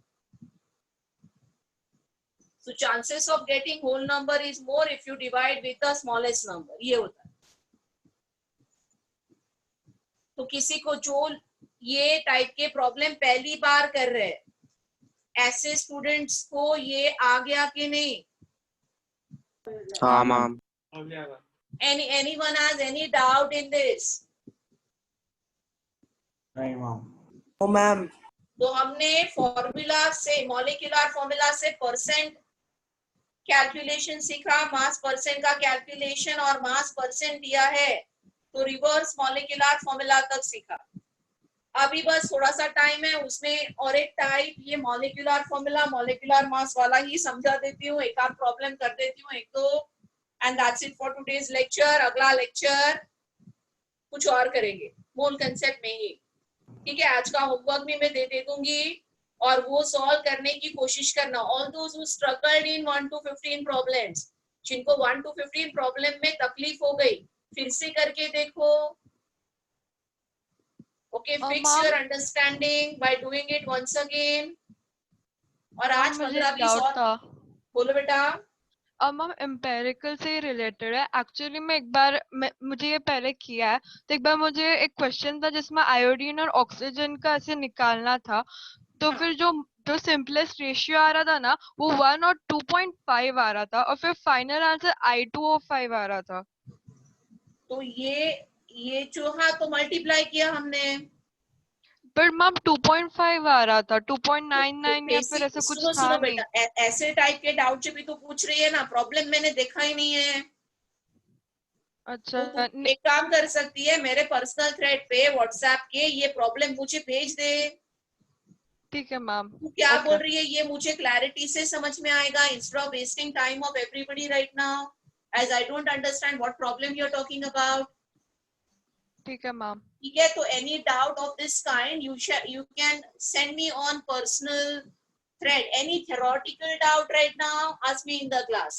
Any doubt of the problem that I solved just now, ask me in the class. Any doubt of the problem that you're practicing at home, ask me separately. Is that clear? आगे बढ़ूं? तो चलो, अभी हम expert हो गए ना molecular formula percent calculation में, और मॉलिक्यूलर फॉर्मूला दिया है तो आप मॉलिक्यूलर मास भी कैलकुलेट कर सकते हो, हाँ या ना बोलो? Can you calculate molecular mass if I give you molecular formula? Obviously yes. Okay, but अभी मैं कुछ molecules की बात कर रही हूँ, इनको हम कहते हैं केमिस्ट्री में in general macromolecules. They are very huge, इनका स्ट्रक्चर बहुत ही ह्यूज होता है। ओके, इनका मॉलिक्यूलर मास कुछ थाउजेंड्स में जाता है, अगर ग्राम्स में लिखना है तो 80,000 1 lakh grams kind of molecular mass जाता है, और इनको प्रिसाइसली मॉलिक्यूलर फॉर्मूला लिख के रिप्रेजेंट करना डिफिकल्ट हो जाता है। तो ऐसे मैक्रोमोलेक्यूल्स में कौन से टाइप के मॉलिक्यूल्स आते हैं? To give you some examples से बायोमोलेक्यूल्स, आपके कार्बोहाइड्रेट, प्रोटीन्स, फैट्स जो मेनली पॉलीमेरिक इन नेचर होते हैं। तो पॉलीमर और बायोमोलेक्यूल्स कुछ एग्जांपल्स है जो इतने कॉम्प्लिकेटेड होते हैं कि इनका प्रिसाइसली फॉर्मूला लिखना डिफिकल्ट है, और क्योंकि इनका फॉर्मूला अगर नहीं लिख सकती तो जैसे मैंने आपको फॉर्मूला से मास कैलकुलेशन सिखाया है, इनका मॉलिक्यूलर मास फॉर्मूला लिख के नहीं हो सकता। तो इनका मॉलिक्यूलर मास इनडायरेक्ट मेथड से, इनका मॉलिक्यूलर मास किसी एलिमेंट के एनालिसिस से फाइंड आउट किया जाता है। और ये मैं आपको एक प्रॉब्लम लेके समझाती हूँ कि ऐसे टाइप के मॉलिक्यूल्स का मॉलिक्यूलर मास कैसे फाइंड आउट कर सकते हैं जिनका फॉर्मूला हम प्रिसाइसली नहीं लिख पाते। So I'm taking an example of a potato starch. So a sample of potato starch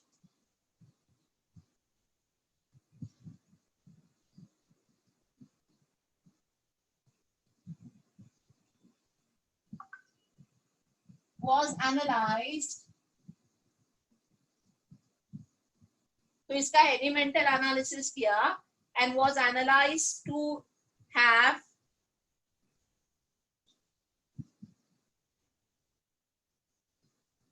0.086% of phosphorus.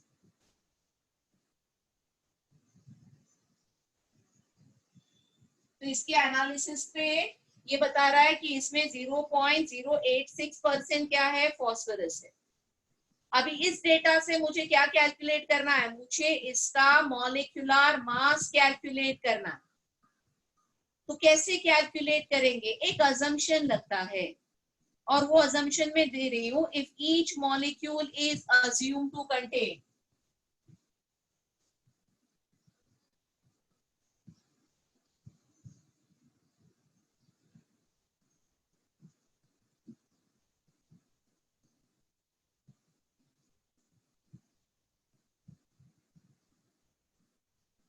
one atom of phosphorus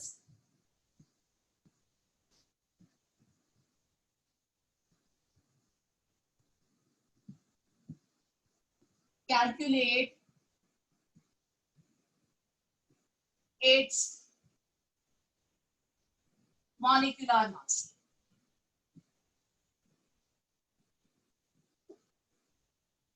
तो ये जो भी पोटैटो स्टार्च है उसके पूरे मॉलिक्यूल में एक फास्फोरस का एटम है.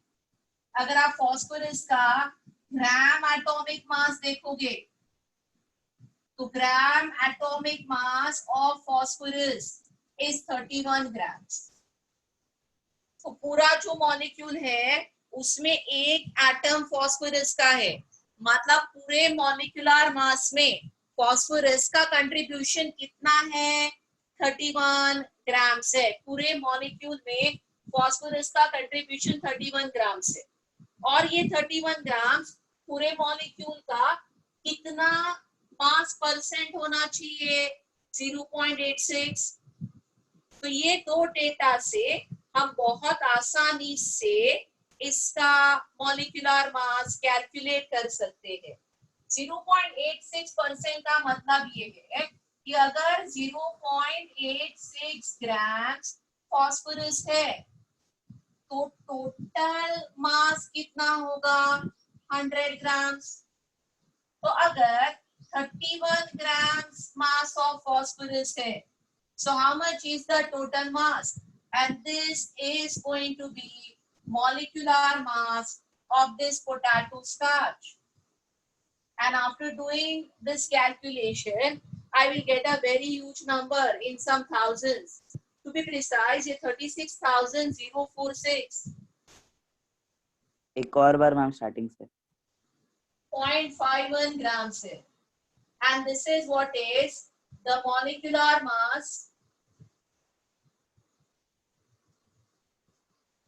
of potato starch. जिसका हम फॉर्मूला नहीं लिख पाए, बट फिर भी इनडायरेक्टली बिना फॉर्मूला लिखे इनडायरेक्टली हमने परसेंट कैलकुलेशन से मॉलिक्यूलर मास फाइंड आउट किया. So is everybody understanding this problem? Ma'am एक और बार बताऊं, एक और बार ध्यान दो. तो ये प्रॉब्लम में पहले जो मॉलिक्यूल है पोटैटो स्टार्च मैंने लिया है, इसका हम मॉलिक्यूलर फॉर्मूला नहीं लिख सकते. ये समझो, ये बहुत ह्यूज है और पॉलीमेरिक है और इनका मॉलिक्यूलर फॉर्मूला नहीं लिख सकते. तो फिर हम इनके मॉलिक्यूलर मास का कैलकुलेशन कैसे करते हैं? We use some indirect method. हम इनका किसी एलिमेंट का परसेंट एनालिसिस करते हैं. तो परसेंट एनालिसिस से इस मॉलिक्यूल में जो फास्फोरस है उसका मास परसेंट 0.86 है. मतलब अगर टोटल मास 100 है तो उसमें फास्फोरस कितना है? 0.086 ग्राम्स अगर टोटल 100 है. और इस मॉलिक्यूल में ये भी बताया है कि फास्फोरस का एक ही एटम है.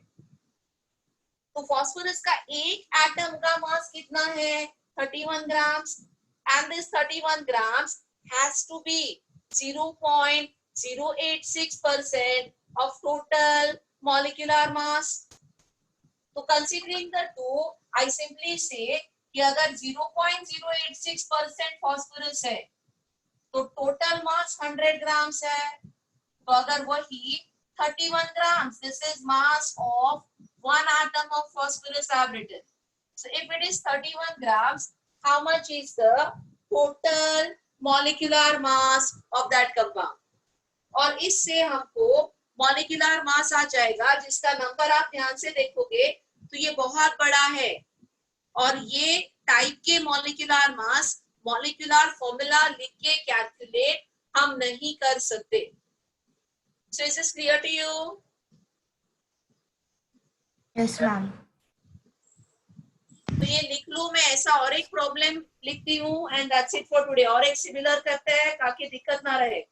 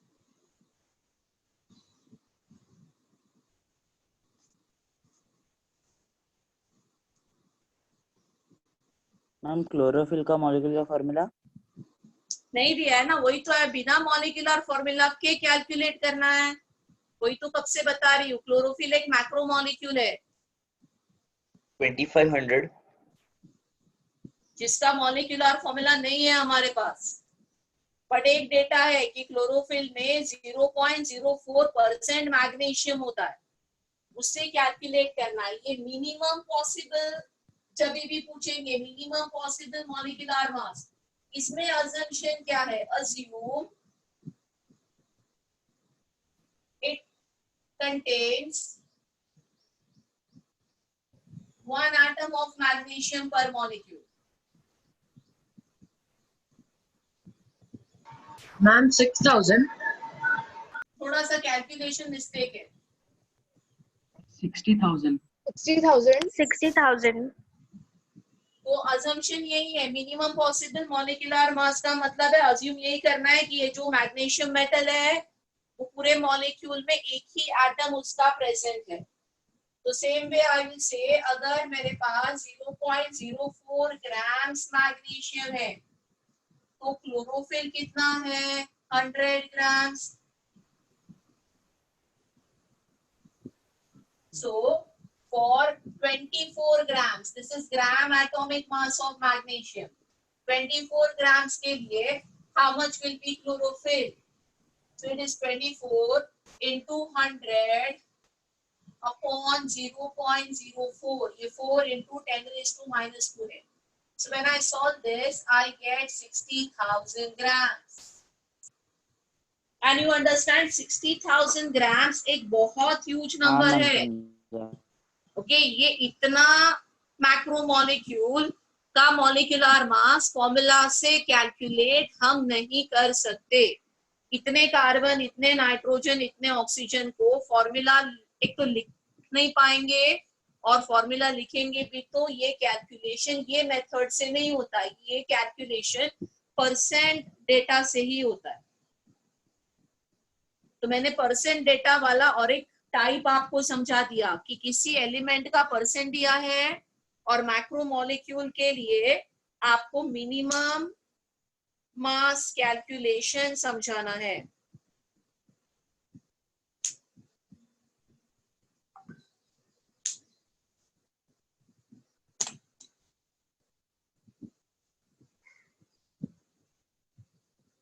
ओके,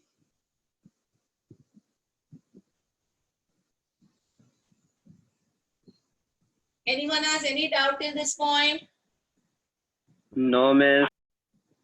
यहाँ तक सब क्लियर है? Yes, ma'am.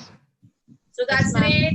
होमवर्क मैं दे दूंगी। होमवर्क बेसिकली मोल कंसेप्ट का ही रहेगा, बेसिक मोल कंसेप्ट को, क्योंकि वो बहुत इंपॉर्टेंट है, और प्रैक्टिस करेंगे। और ये परसेंट वाले प्रॉब्लम्स भी मैं दे दूंगी, ठीक है?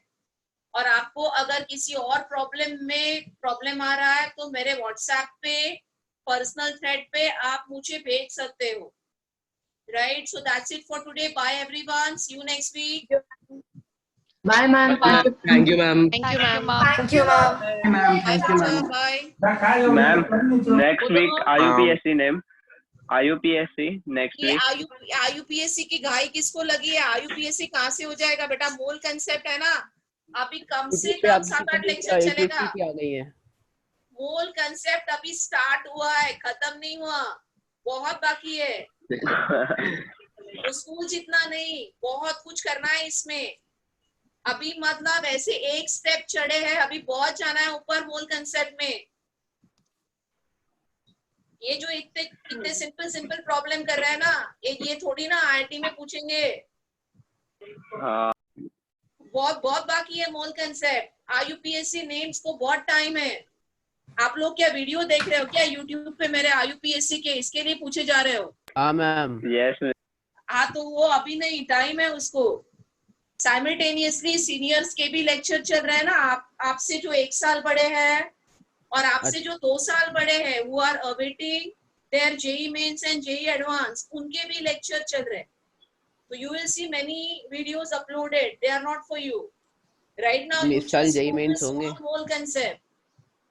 नहीं हो आप सिर्फ केमिस्ट्री में मोल कंसेप्ट और एटॉमिक पे फोकस करो, वो बाकी सारे वीडियोस बिल्कुल पकड़ने की कोशिश ना करो, बहुत टाइम है उनको, ठीक है। और मिस दूसरे ग्रुप में क्या हाल है? बोरीवली के 2 ग्रुप्स है ना? हाँ क्या हाल है मतलब वही है जो आपका हाल है, और क्या? मैम उधर अच्छे बच्चे ज्यादा, और किस चीज का हाल पूछ रहा है? मैम मतलब उधर के बच्चे ज्यादा अच्छे हैं क्या, ऐसा कुछ वो पूछ रहे हैं। बच्चे अच्छे कैसे हैं फिलहाल? Frankly talking to you, as see I am online, you are online, there is no interaction. मैं क्लास में होती तो तुम प्रॉब्लम कितना फास्ट सॉल्व कर रहे हो, कैसे सॉल्व कर रहे हो, मैं देखती, मुझे समझ में आता। Right now I am clueless, I will understand your level only when I conduct my first exam. अच्छा मैम, मैं नहीं बता पा रही हूँ अभी किसी का भी लेवल, क्योंकि आप घर में बैठ के किस तरह से प्रॉब्लम सॉल्व कर रहे हो, खुद से कर रहे हो, किसी की हेल्प ले रहे हो, कैलकुलेटर ले रहे हो, कर रहे हो कि नहीं कर रहे हो, सो रहे हो, क्या कर रहे हो घर पे बैठ के, सोफा पे पड़े हो, मुझे कुछ नहीं समझ में आता यहाँ पे।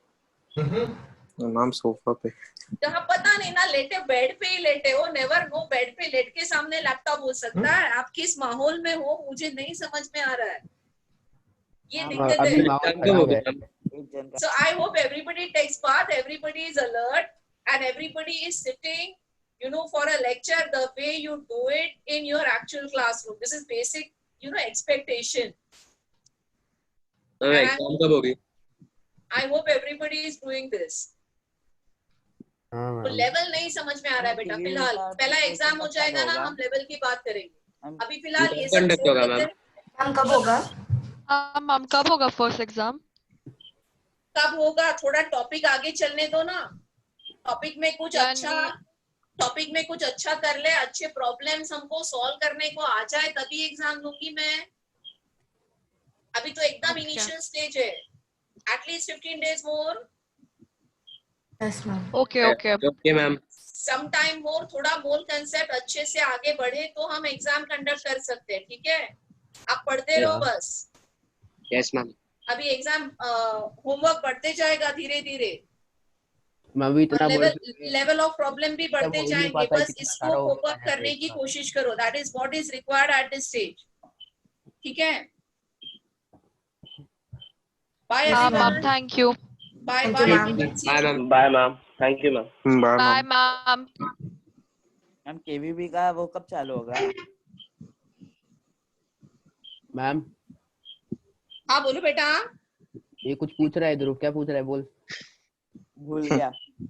मैम केवीपीवाई की क्लास कब चालू होगी? केवीपीवाई की क्लासेस तो वो बायो वगैरह चालू है ना आपको? Yes ma'am. उसका सिलेबस अलग होता है ना। हाँ तो वो कर देंगे, केवीपीवाई भी कर देंगे। For this you know I don't have actual details, you can talk to the counsellor. एक काउंसलर आपके साथ बात करते होंगे ना, जहाँ पे आपने एडमिशन लिया है जिस किसी ब्रांच में, उसके काउंसलर से you must be in touch, they will be more in position to guide you about your schedule for KVPY. But I'm very sure कि बायोलॉजी स्टार्ट हुआ है वो KVPY के लिए ही स्टार्ट हुआ है। मैम पर सबसे इम्पोर्टेंट तो मैथ्स और ये सब रहेगा ना। हाँ तो वो कभी चालू होगा वो उन्हीं से बात कीजिए आप। I don't have more clarity about KVPY. अच्छा ठीक है, okay ma'am. Bye. Bye ma'am. Bye ma'am.